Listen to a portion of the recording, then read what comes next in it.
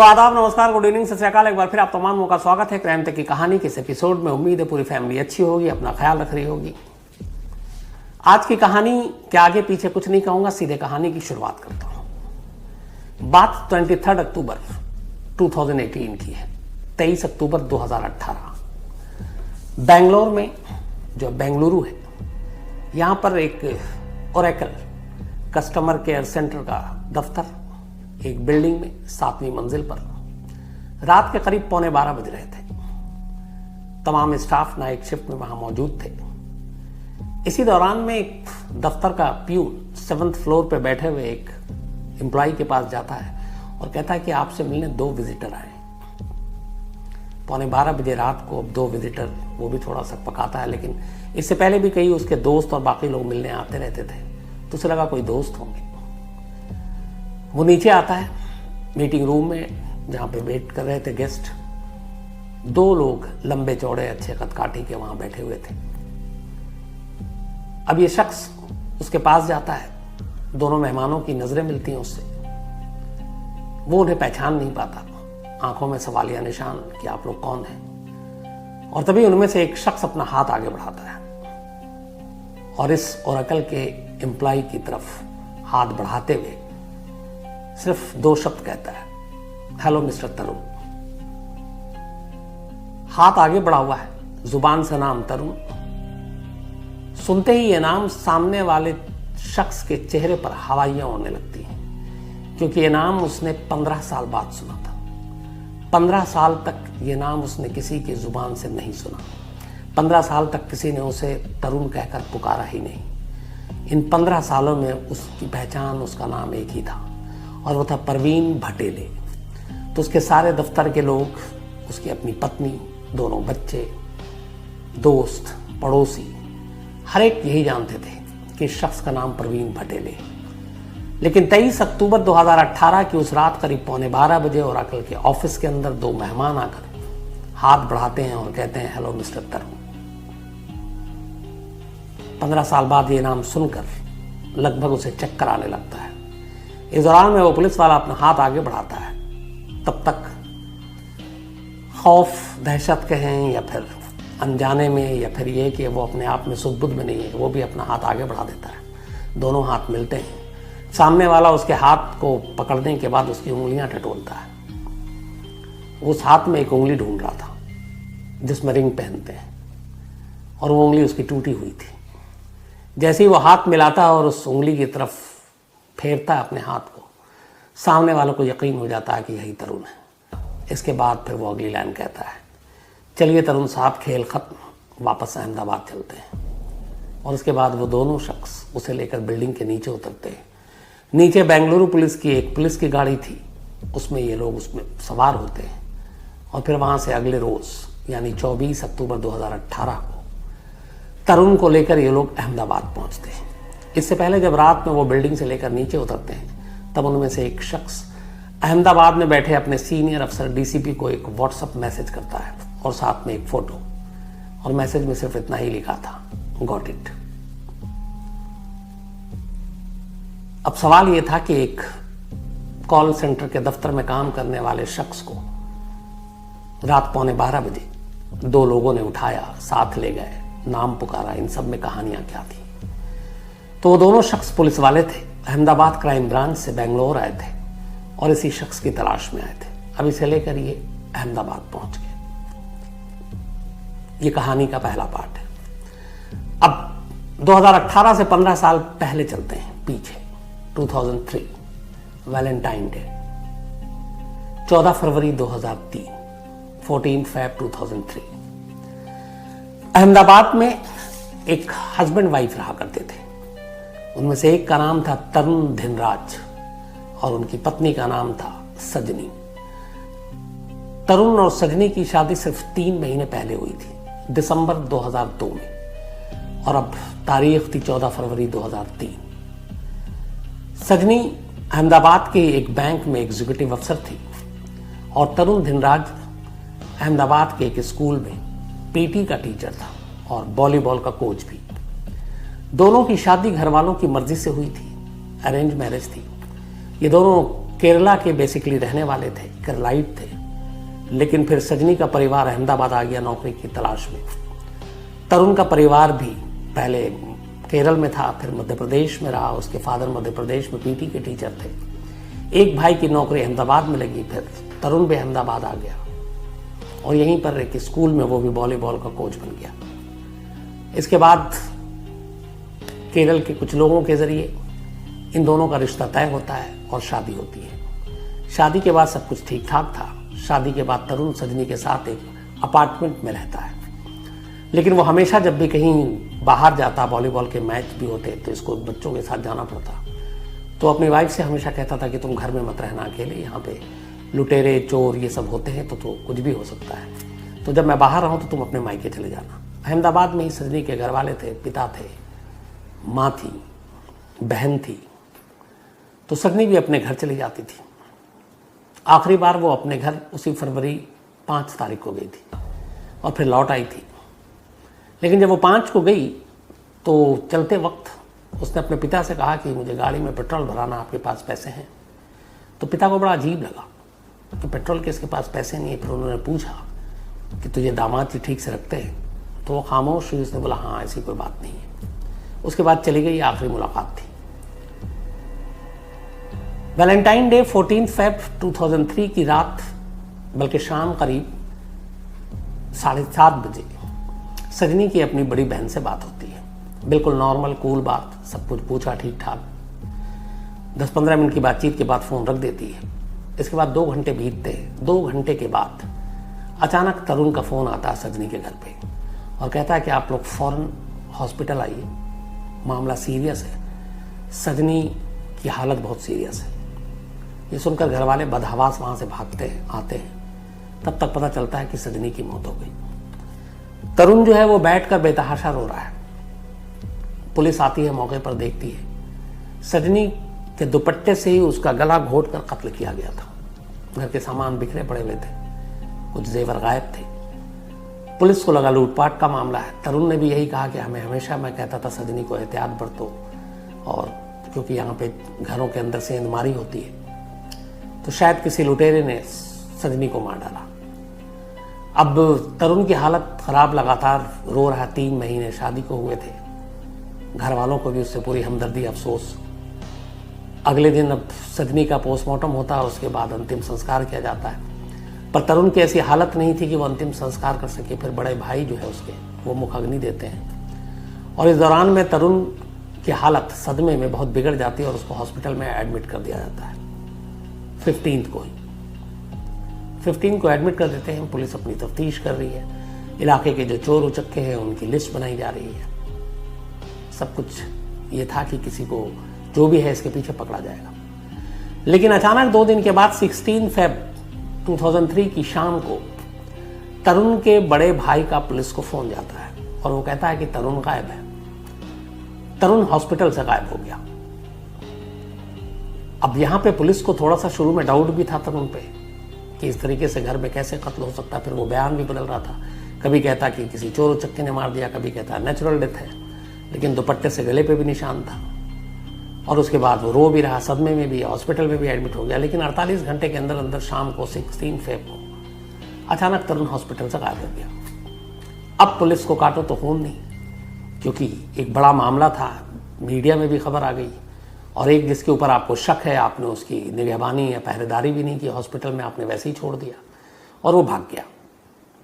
अब पुलिस वालों पर उंगलियां उठने लगी। सजनी के घर वालों ने भी इल्ज़ाम लगाना शुरू किया कि पुलिस की लापरवाही है। पुलिस के ऊपर प्रेशर बनना शुरू हो गया। अब पुलिस ने कहा ढूंढो। पुलिस ने तमाम कोशिश की, कहीं नहीं मिली। पुलिस ने तरुण के भाई, माँ बाप, इनको भी उठा लिया। कुछ दिनों तक ये लोग जेल में भी रहे कि इनकी भी मिली भगत है। बाद में खैर छूट गए। लेकिन तरुण की तलाश होती रही, तरुण मिला नहीं। सजनी के घर वाले, उनके माँ बाप और बहन, जब काफी दिन बीत गया और तरुण मिला नहीं, उनकी बेटी का कातिल गायब है, तो उस वक्त नरेंद्र मोदी मुख्यमंत्री थे गुजरात के। 2006 की बात है। फिर 3 हो गए, 3 साल बीत गए, कोई पता नहीं चल रहा तरुण का। उन लोगों ने जाकर मुख्यमंत्री नरेंद्र मोदी से मुलाकात की और मदद मांगी। चीफ मिनिस्टर ऑफिस से फिर मैसेज गया और पुलिस से कहा गया कि इस केस को आप सीरियसली लीजिए। अब इसके लिए स्पेशल टीम बनाई गई। बाकायदा 1 लाख रुपए का इनाम रखा गया तरुण की खबर देने के लिए, लेकिन तरुण गायब। अब पुलिस ने उधर जो जांच की, पोस्टमार्टम रिपोर्ट आ गई, गला घोंट कर कत्ल हुआ है। आसपास के लोगों से पूछताछ करने पे पता चला कि ऐसा कोई अनजान शख्स घर में आया नहीं। फिर ये भी पता चला कि तरुण सजनी को शादी के बाद से ही तंग करता था। फिर ये पता चला कि शादी से पहले ही तरुण का एक लड़की से अफेयर था और वो उससे शादी करना चाहता था। पुलिस उस लड़की तक पहुंची।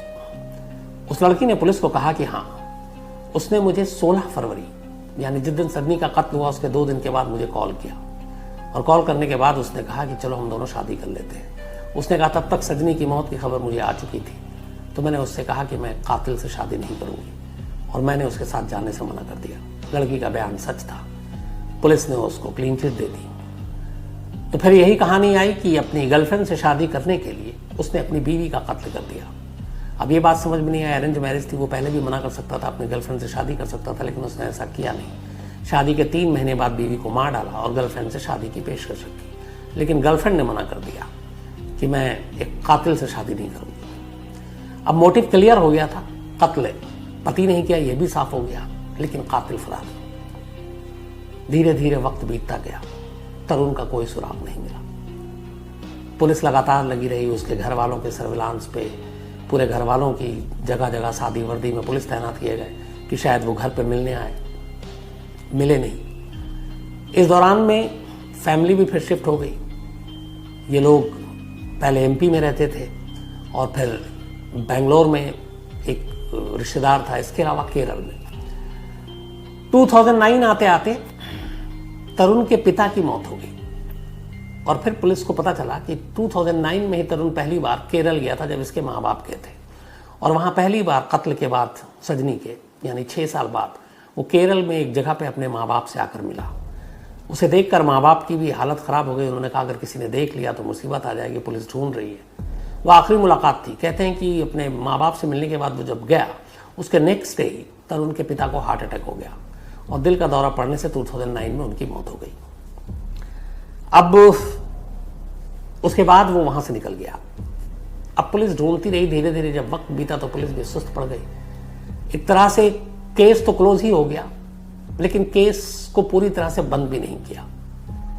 कहते हैं कि हर महीने एक आध बार इस केस पे नजर डाल देते। जब भी कोई नया पुलिस अफसर आता पूछता अपडेट क्या है। मंथली मीटिंग में इस केस को ऊपर रखा जाता, फिर पूछा जाता अपडेट क्या है, लेकिन इधर साल दर साल बीतते जा रहे थे। अब इस केस पे जो भी नया अफसर आता उसकी नजर भी होती। धीरे धीरे 3 से 2016 आ गया, 2016 में एक और पुलिस अफसर आए। उन्होंने कहा कि इस केस की फाइल खोलो, अपडेट क्या पता करो।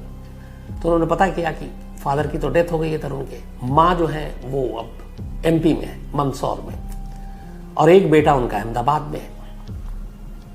लेकिन वो कहाँ है पता नहीं। अब मंदसौर में भी पुलिस ने आगे पीछे अपने शादी वर्दी में टीम लगाई, लेकिन कोई सुराग नहीं मिला। लोगों से भी पूछा, कोई इस तरह का हुलिया का लड़का आता है, पता चला नहीं है। 2016 में उस लड़की ने जिसके साथ इश्क था तरुण का, जिसको अपनी बीवी का कत्ल करने के 2 दिन बाद उसने ऑफर किया था शादी करने के लिए, और जिसने कातिल कहकर शादी से मना कर दिया था, उससे पुलिस ने कांटेक्ट किया कि तुम्हारे पास कोई खबर आई कभी पलट के उसने तुम्हें याद किया। तब उस लड़की ने पहला क्लू दिया। उसने कहा कि हाँ, अभी 2016 में ही मेरे कुछ दोस्तों ने बताया कि उसने तरुण या उसके जैसे मिलते जुलते हुलिया वाले शख्स को दिल्ली के एक मॉल में देखा है। अब पुलिस की टीम दिल्ली के मॉल और उस इलाके को छानने के लिए अपनी भेजती है। फिर ये भी पता चलता उसी दौरान में जब देखने की बात थी, तरुण की माँ भी दिल्ली में थी। तो अब ये था कि शायद वो माँ के साथ हो, लेकिन तमाम चीज़ें खंगालने के बावजूद तरुण नहीं मिला। वक्त बीतता गया। अब 2016 के इस क्लू के बाद पुलिस को एक चीज़ का यकीन हो गया था कि तरुण जिंदा है। उसने सुसाइड नहीं किया है, कहीं और नहीं भागा है, बल्कि देश में है। इस दौरान में जब तब खबर आती, कभी उसको गुजरात में देखने की बात आती, कभी महाराष्ट्र में, कभी मध्य प्रदेश में, कभी बेंगलोर में, कभी केरल में। 5 राज्यों और उसके पूरे फैमिली के अराउंड 4000 फोन नंबर मोबाइल के, इनको खंगाले। 4000 नंबर जो उसके दूर के रिश्तेदार, दोस्त, ताकि कब कहाँ से किसी के पास फ़ोन आ जाए और वो क्लू मिल जाए। सब बेकार। माँ के नंबर को भी पुलिस ने रडार पर रखा हुआ था। तो उस माँ के नंबर से ये पता चलता था कि ये कुछ लोगों से तो बात कर रही हैं केरल और ये, लेकिन जितने भी लोग थे वो सब रिश्तेदार थे। तरुण शायद किसी नंबर पे बात नहीं कर रहा था। पुलिस अंधेरे में थी। धीरे धीरे अब इस बात को 15 साल बीत गए। 2018 आ गया। 2018 आने के बाद अब पुलिस का ये था कि टीम लगी हुई थी अपडेट में कि इसको ढूंढना है।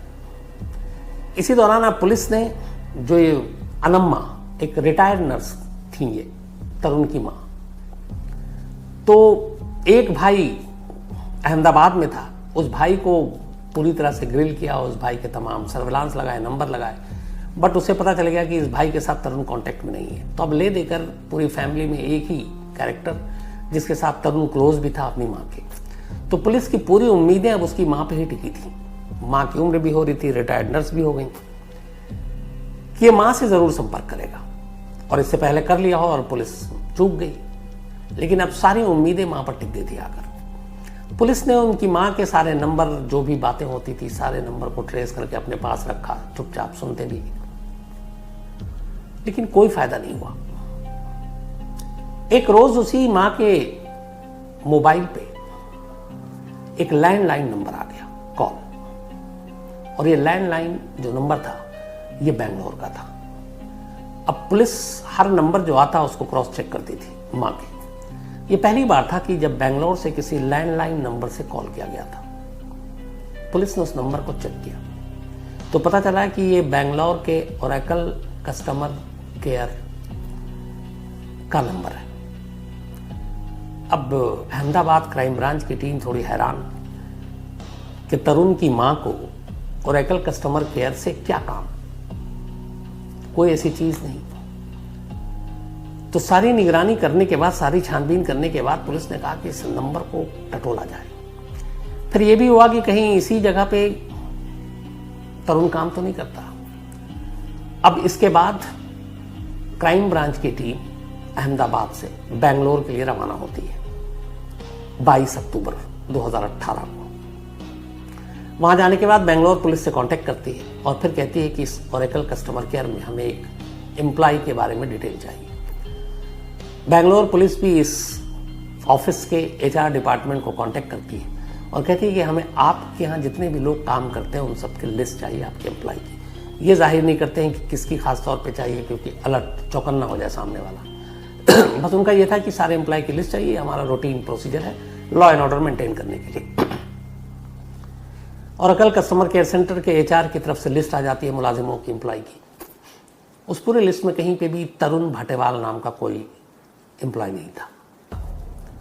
बट उस लिस्ट में एक नाम देखकर पुलिस जो अहमदाबाद से आए थे उसके थोड़े कान खड़े हो जाते हैं, और वो नाम था प्रवीण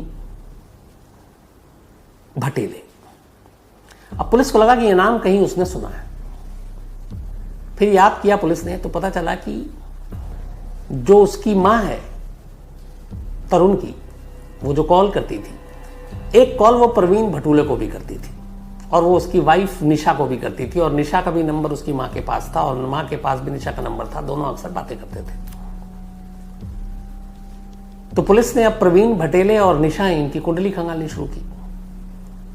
तो पता चला कि ये लोग सोशल मीडिया पे कभी है ही नहीं, ना कभी इन्होंने अपनी तस्वीर डाली है। ये बड़ा अजीब लगा कि आज के दौर में ऐसा कैसे। फिर ये पता चला प्रवीण भटेले और निशा के 2 बच्चे भी हैं।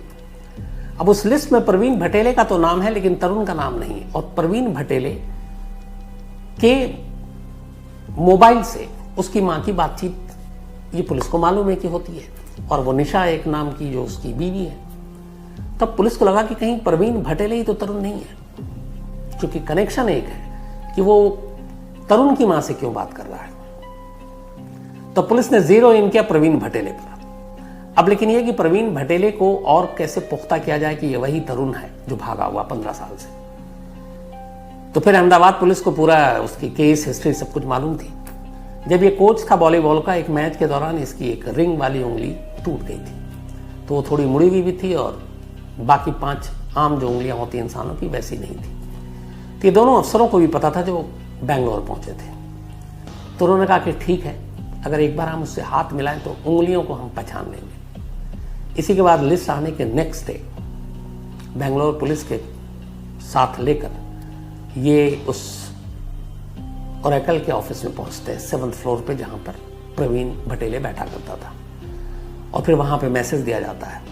फिर वो प्यून जो है वो बुला कर लाता है कि 2 गेस्ट हैं। और वो जब सामने आता है तब उसमें से एक पुलिस अफसर कहता है, हेलो मिस्टर तरुण, जिसको सुनकर उसकी हवा खराब हो जाती है, क्योंकि इस पूरे दफ्तर में उसे लोग प्रवीण भटेले के नाम से पिछले 10 सालों से जानते थे, क्योंकि वो 10 साल से इस दफ्तर में काम कर रहा था। इसके बाद जब वो हाथ मिलाता है तो उस उंगलियों को टटोलता और पता चल जाता है कि उंगली टूटी हुई है, मतलब दोनों तरफ से पुख्ता हो गया था कि ये शख्स प्रवीण भटेले नहीं बल्कि तरुण धिनराज है। और इसी के बाद उससे कहा जाता है कि अब खेल खत्म और चलो वापस। तो एक लैंडलाइन नंबर की वजह से भेद खुला। दूसरा, इसी दौरान में फिर पुलिस को पता चला कि आखिर ये माँ बेटे बात करते थे, ये लैंडलाइन नंबर अगर ना होता तो क्या होता। तो पता चला कि उस दिन उसने कोशिश की, उसके मोबाइल से बात नहीं हो पा रही थी और माँ से बात जरूरी करनी थी। माँ अकेली थी, उसे चिंता भी हो रही थी। तो ये थोड़ी सी लापरवाही बरत गया और उसने ऑफिस में बैठे बैठे अपने ऑफिस के लैंडलाइन नंबर से माँ के नंबर पे कॉल कर दिया और ये पुलिस के रिकॉर्ड में आ गया। अगर वो लैंडलाइन नंबर से कॉल ना करता तो शायद तरुण का राज 15 साल है और ना मालूम कितने सालों तक राज ही बना रहता। फिर पुलिस के सामने जानकारी आई कि उसकी माँ ने एक और सिम ले रखा था और वो सिम उनके एक रिलेटिव के नाम पर था। उस रिलेटिव को, दूर के रिलेटिव थे, पुलिस ने अपने फोकस में लिया नहीं और उस सिम का इस्तेमाल उसकी माँ सिर्फ और सिर्फ तरुण से बात करने के लिए करती थी और तरुण भी उसी सिम पे ज्यादातर कॉल किया करता था। तो इस तरीके से पुलिस के रिकॉर्ड में ये सिम नंबर ही नहीं था तो कभी जांच के घेरे में आया ही नहीं और इसीलिए तरुण का राज रहा। अब पुलिस उसे लेकर वापस अहमदाबाद आती है, सब कुछ हो गया। अब फिर पुलिस उससे कहानी सुनती है। वो सजनी के कत्ल का इल्ज़ाम अपने सर लेता है, बोलता हाँ मैंने कत्ल किया क्योंकि मुझे अपनी गर्लफ्रेंड से शादी करनी थी, लेकिन उसने मना कर दिया क्योंकि मैं कातिल हो चुका था। बोला कत्ल करने के बाद मैं 6 तारीख को ही दिल्ली आया था। दिल्ली में कुछ दिन रहा और दिल्ली में बाकायदा अगले 1 हफ्ते में ही कत्ल करने के 14 फेब को उसने कत्ल किया, वैलेंटाइन डे, और 20 फरवरी तक वो दिल्ली के कॉल सेंटर में नौकरी कर रहा था, अगले 4-5 दिनों में ही। बोला फिर यहाँ से पुणे गए। पुणे में उसको एक निशा नाम की लड़की से मुलाकात हुई।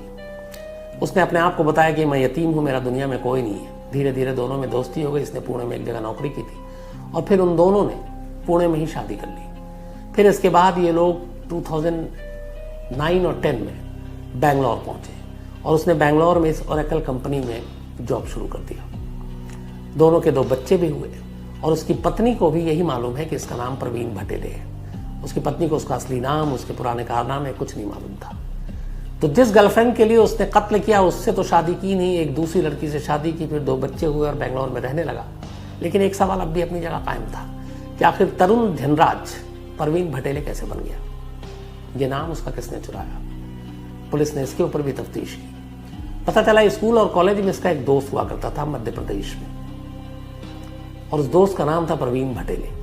ये दोनों साथ थे, कॉलेज में भी साथ पढ़ाई की। जब इसने कत्ल किया, उसके कत्ल करने के बाद इधर उधर ये भटकता रहा था। फिर एक दौर ऐसा आया जब ये पहुंचा भोपाल। उस वक्त प्रवीण भटेले भोपाल में था और ये वहाँ उसकी शादी हो गई थी। ये उसके साथ भी रहा कुछ दिन तक। उसने कुछ कोचिंग सेंटर शुरू किए थे, उसने कहा मैं भी करूँगा। इसने कुछ दिन उसके साथ काम भी किया। फिर प्रवीण भटेले के आधार कार्ड, ड्राइविंग लाइसेंस और पासपोर्ट, इन तीनों को उसने वहाँ पे स्कैन किया और फिर उन नामों को अपना नाम दिया और उसमें तस्वीर अपनी लगा दी। तो आधार कार्ड भी प्रवीण भटेले के लिए, तस्वीर अपनी, ड्राइविंग लाइसेंस भी, पासपोर्ट भी, और लेकर चला गया। और इधर प्रवीण भटेले को पता नहीं।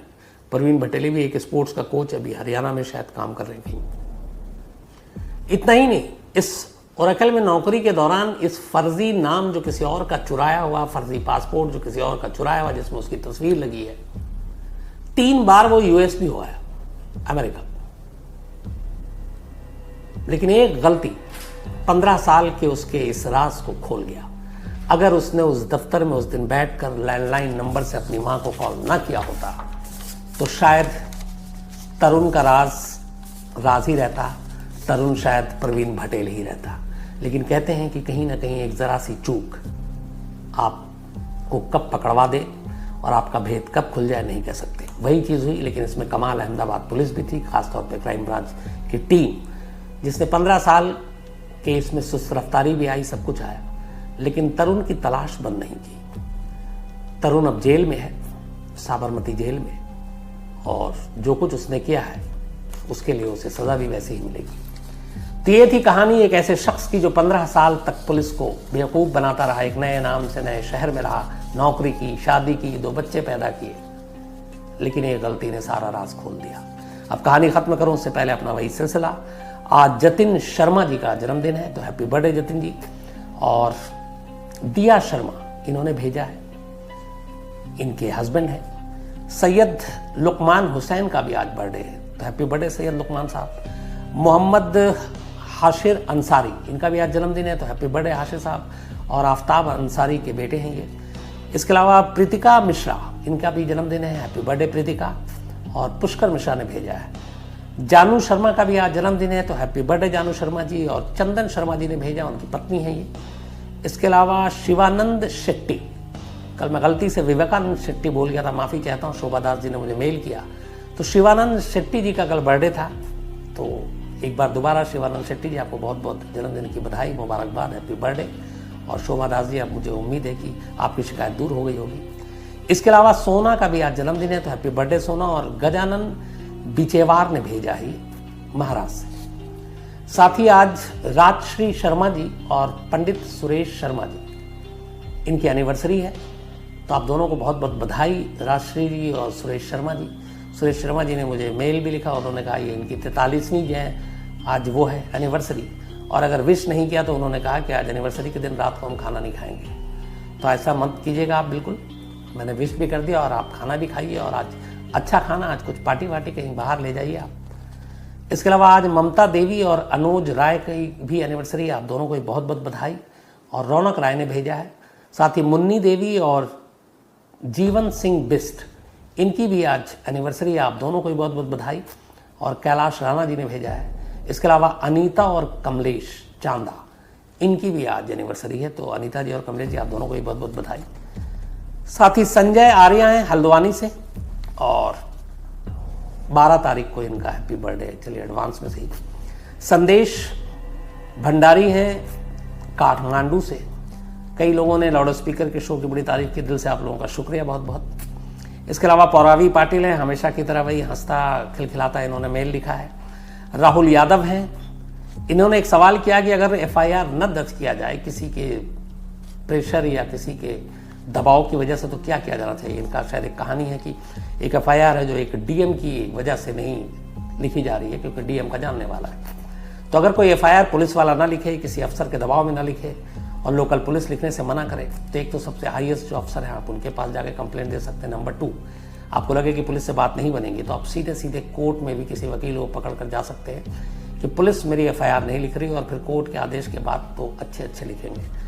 तो आखिरी रास्ता कोर्ट बचता है FIR लिखवाने के लिए, और बहुत सारे ऐसे मामलों में कोर्ट के आदेश पर FIR लिखी गई है। इसके अलावा सैम कुमार है, एक स्टोरी की फरमाइश की है, गर्ल इन बेसमेंट, ये शायद मैं सुना चुका हूं आपको, सैम कुमार साहब, इसी कहानी में मिलेगी आपको।